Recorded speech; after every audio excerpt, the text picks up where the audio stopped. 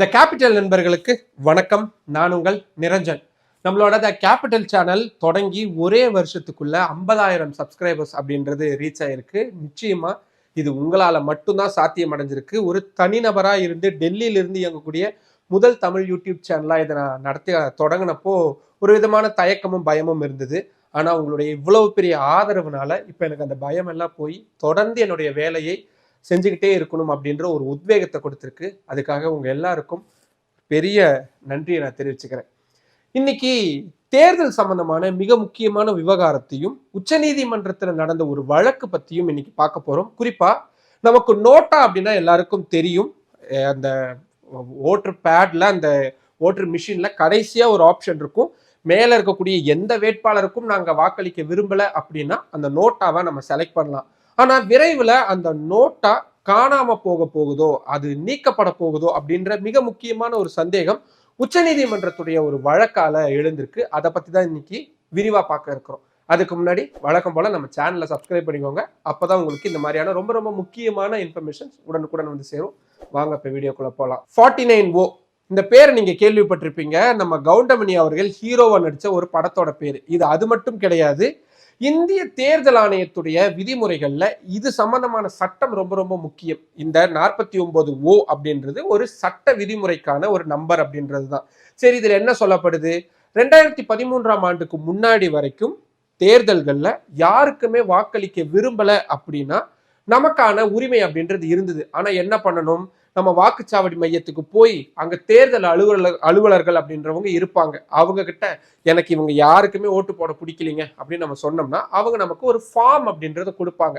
அந்த ஃபார்மை நம்ம பூர்த்தி பண்ணி நம்மளுடைய கைரேகையை வச்சு நம்ம அவங்ககிட்ட கொடுத்தோம்னா அவங்க அதை பதிவு பண்ணிக்குவாங்க. ஆனா இதுல சிக்கல் என்ன இருந்துச்சு அப்படின்னா, நான் யாருக்கு ஓட்டு போட போறேன் அப்படின்றது இப்போ வெளிப்படையாவே தெரிஞ்சிருது. இப்போ திமுகவுக்கோ அதிமுகவுக்கோ காங்கிரஸுக்கோ இல்ல பிஜேபிக்கோ யாருக்கு ஓட்டு போட்டாலும் வெளியே தெரியாது. ஆனா நான் யாருக்குமே ஓட்டு போட விரும்பல அப்படின்னு நான் ஒரு முடிவு எடுத்தேன்னா அது வெட்ட வெளியா எல்லாருக்கும் தெரிஞ்சிருது. அப்படின்னா அது என்னுடைய அடிப்படை உரிமையை பறிக்கக்கூடிய விஷயமா இருக்கு. கரெக்ட் தானே? இதை முன் வச்சுதான் 2013ஆம் ஆண்டுக்கு முன்னாடியே உச்ச நீதிமன்றத்துல வழக்கு அப்படின்றது தாக்கல் செய்யப்பட்டிருந்தது. பொதுநல வழக்கா அது தாக்கல் செய்யப்பட்டிருந்தது. அந்த வழக்குல 2013ஆம் ஆண்டு அப்போ உச்சநீதிமன்றத்துடைய நீதிபதியா இருந்த, அதுக்கப்புறமா கேரளா மாநிலத்துடைய ஆளுநரா பதவியேற்று இருந்த தமிழ்நாட்டை சேர்ந்த சதாசிவம் தலைமையிலான அமர்வு ரொம்ப முக்கியமான ஒரு தீர்ப்பை வழங்கியிருந்தாங்க. கரெக்ட். ஒருத்தர் ஒரு ஒரு ஒரு ஓட்டு ஒண்ணு போடுறாரு அப்படின்னா அது ரகசியமா காக்கப்படணும் அப்படின்றதுதான் இந்திய அரசியல் சாசனம் சொல்லியிருக்கு, இந்திய சட்டங்கள் சொல்லுது. ஆனா இந்த 49O பயன்படுத்தும் பொழுது அந்த அடிப்படை உரிமை அப்படின்றது பறிக்கப்படுது. இது சரியானது கிடையாது அப்படின்னு சொல்லி மிக முக்கியமான ஒரு நடவடிக்கையை அறிமுகப்படுத்துறாங்க. அதுதான் நோட்டா, NOTA. மேல இருக்கக்கூடிய யாருக்கும் நாங்க வாக்களிக்க விரும்பலை அப்படின்ற உரிமையை அந்த ஓட்டர் மிஷின்லயே கொடுக்கணும் அப்படின்றது தான் அந்த தீர்ப்புடைய மிக முக்கியமான விஷயம். உடனடியா எலெக்ஷன் கமிஷன் அதுக்கான நடவடிக்கைகள்லாம் இறங்கி மத்திய அரசு கிட்ட கலந்தாலோசிச்சு கரெக்டு தான், உச்சநீதிமன்றம் சொல்லி இருக்கிறத நம்ம செயல்படுத்தலாம் அப்படின்னு சொல்லி 2013ஆம் ஆண்டுல இருந்தே 2014 இருந்தே இந்த நோட்டா அப்படின்ற விஷயம் அறிமுகப்படுத்தப்படுது.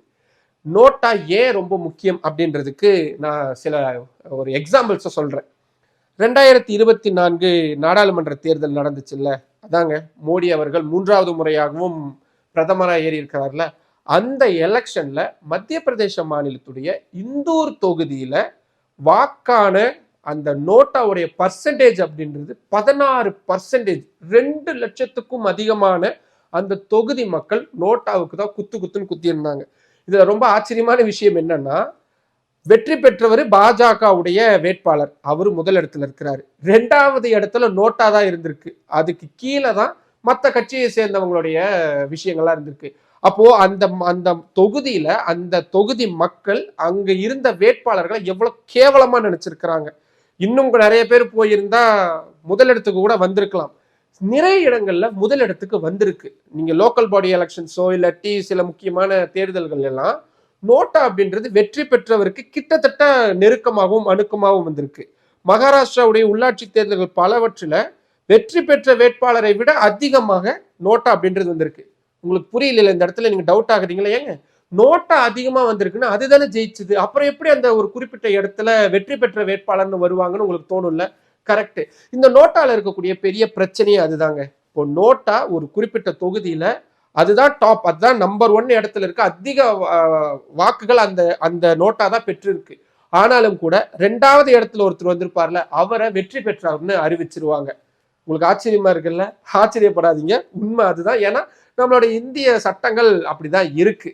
அதே மாதிரி ஒரு ஒரு நோட்டாவுடைய எண்ணிக்கை அப்படின்றது மற்றவங்களுக்கு கீழே அதிகமா இருந்தாலும் கூட அது கணக்கில் எடுத்துக்கொள்ளப்படும். ஆனா அது வெற்றி தோல்வியை தீர்மானிக்கக்கூடிய விஷயமா வராது. இதெல்லாம் தான் இதுல இருக்கக்கூடிய மிக சிக்கலான விஷயம். சரி, உச்சநீதிமன்றம் இது சம்பந்தமா சொல்லியிருக்கிற விஷயங்களை பார்க்கறதுக்கு முன்னாடி வேர்ல்டு லெவல்ல இந்த நோட்டா எங்கெங்கெல்லாம் இருக்கு அப்படின்ற ரொம்ப சின்ன ஒரு உதாரணத்தையும் பார்த்துடலாம். ரஷ்யாவில் இது இருந்துச்சு. ஆனா புட்டின் அவர்கள் தொடர்ச்சியா ஆட்சியில இருக்கணும் அப்படின்றதுக்காக அதை அகற்றிட்டாங்க சில ஆண்டுகளுக்கு முன்னாடி. ஏன்னா அந்த நாட்டை பொறுத்த வரைக்கும் 50% அதிகமான வாக்குகள் அப்படின்றது நோட்டாவுக்கு பதிவாயிருந்தது அப்படின்னா அந்த குறிப்பிட்ட தேர்தல் ரத்து செய்யப்படும் அப்படின்ற மாதிரியான விதிமுறைகள் அங்க இருந்திருக்கு. கிரீஸ் மாதிரியான, பெரு மாதிரியான சில முக்கியமான நாடுகள்லையும் இந்த நோட்டா அப்படின்றது அமல்ல இருக்கு.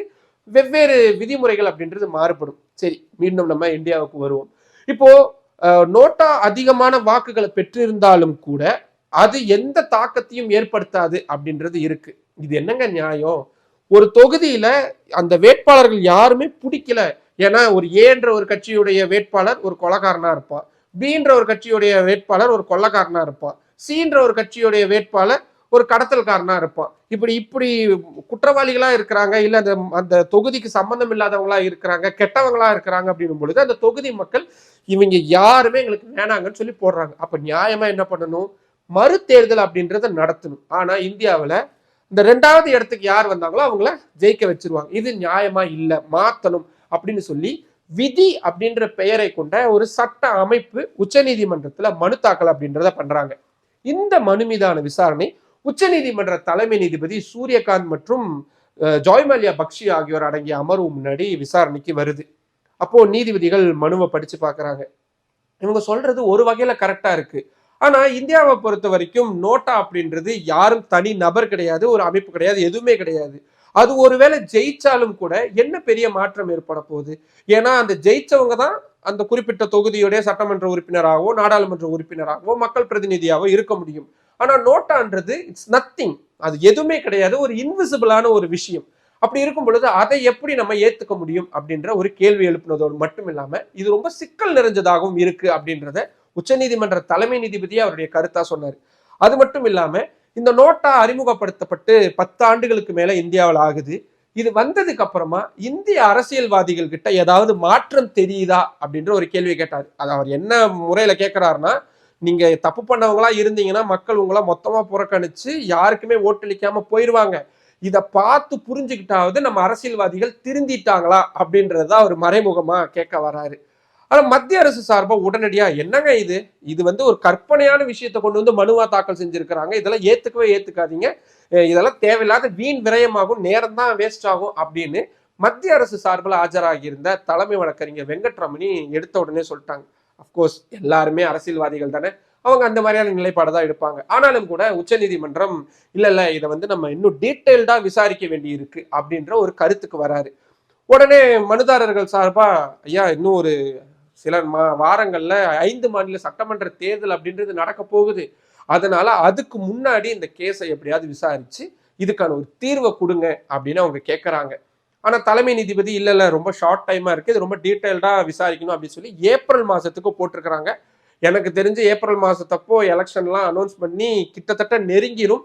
அந்த கடைசி நேரத்துல இப்படி நோட்டாவில மாற்றுறது, சட்ட விதிமுறைகளை மாற்றுறதெல்லாம் கேள்விக்குறியான விஷயம் தான். ஆனா எதிர்காலத்திற்கு ஒரு மிக முக்கியமான மாற்றத்தை கொண்டு வருவதற்கான நோட்டாவை இன்னும் வலிமைப்படுத்தக்கூடிய, இல்லாட்டி அதோடைய திறனை குறைக்கக்கூடிய, இல்லாட்டி அது வேணவே வேணாம், ஏன்னா அது இருந்தும் இல்லாம இருந்தும் ஒரு பிரயோஜனமும் இல்லாம இருக்கு அப்படின்னா அதை வேணாம், அதை எடுத்துட்டு வேற ஏதாவது ஒரு புதிய விஷயத்தை நீதிபதிகள், நீதிமன்றம், உச்ச நீதிமன்றம் கொண்டு வரலாம் அப்படின்ற ஒரு விஷயம் யோசிக்கப்படுது. ஒட்டுமொத்தமா நோட்டா அப்படின்றது இப்போதைக்கு பெயர் அளவுல இருக்கு, டூத்லெஸ் அப்படின்னுவாங்க, அதாவது அது எந்த பலனுமே இல்லாம இருக்கக்கூடிய ஒரு விஷயமா இருக்கு. அதனால அதை எப்படியாவது பலனளிக்கக்கூடிய விஷயமா மாற்றக்கூடிய யோசனைக்கு உச்ச நீதிமன்றம் அடிப்படையான இடத்துக்கு வந்திருக்கிறாங்க அப்படின்றத பார்க்க வேண்டியதா இருக்கு. இதுல நான் இவ்வளவு நேரம் நான் சொன்னேன்னா உங்களுக்கு என்ன தோணுது? உங்களுடைய கமெண்ட்ஸை இந்த விஷயத்துல நான் நிறைய எதிர்பார்த்திருக்கிறேங்க. ஏன்னா 10 வருஷமா நோட்டா இருக்கு, நோட்டா வந்ததுக்கு அப்புறமா அரசியல்வாதிகள் பயந்து நம்ம ஒழுக்கமா இருக்கணும்னு திருந்தி இருக்கிறாங்கன்னு உங்களுக்கு தோணுதா? உச்சநீதிமன்ற தலைமை நீதிபதி கேட்டார்ல, அதே கேள்வியை நான் உங்ககிட்ட கேட்கிறேன். உங்களுக்கு அப்படி தோணுதா? இல்ல திருந்திட்டாங்க, ஐயோ நம்ம வேணான்னு புறக்கணிச்சிருவாங்க மக்கள், நம்ம கொஞ்சம் ஜாக்கிரதையா இருக்கணும், அதனால ரொம்ப ஊழல் பண்ணாம முறைகேடுகள்லாம் ஈடுபடாம ஒழுக்கமா இருக்கிறாங்கன்னு உங்களுக்கு தோணுதா? இல்ல அப்படின்னாலும் அதையும் சொல்லுங்க. ஒண்ணு.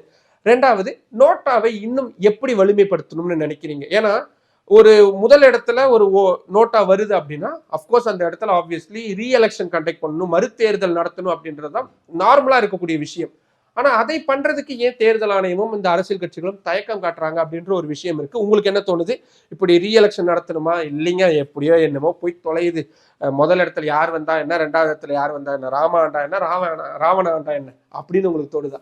உங்களுக்கு இது சம்பந்தமான விஷயங்கள் எது தோணுனாலும் தயவு செய்து கமெண்ட் பாக்ஸ்ல சொல்லுங்க. ஏன்னா உங்களுடைய கமெண்ட்ஸை நிறைய பேர் படிச்சு நிறைய விஷயங்களை தெரிஞ்சுக்கிட்டு இருக்கிறாங்க. அதுவும் நம்ம சேனல்ல வரக்கூடிய கமெண்ட்ஸ் எல்லாருமே ரொம்ப டெக்னிக்கலாகவும் இன்டெலிஜென்ட்டாகவும் முன்வைக்கக்கூடிய கமெண்ட்ஸா இருக்குது. நான் அதுல இருந்து நிறைய விஷயம் தெரிஞ்சுக்கிறேன். ஸோ அதனால இந்த வீடியோவை பத்தின உங்களுடைய நிறைய கருத்துக்களை, அறிவார்ந்த கருத்துக்களை நான் ரொம்ப எதிர்பார்த்து காத்திருக்கிறேன். மற்றும் ஒரு வீடியோவில் சந்திக்கலாம். நன்றி.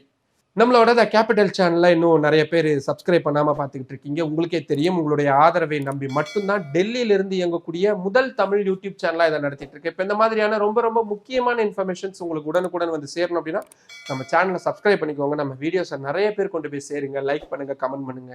உங்களுடைய ஆதரவை அதிக அளவில் தாருங்கள். நன்றி.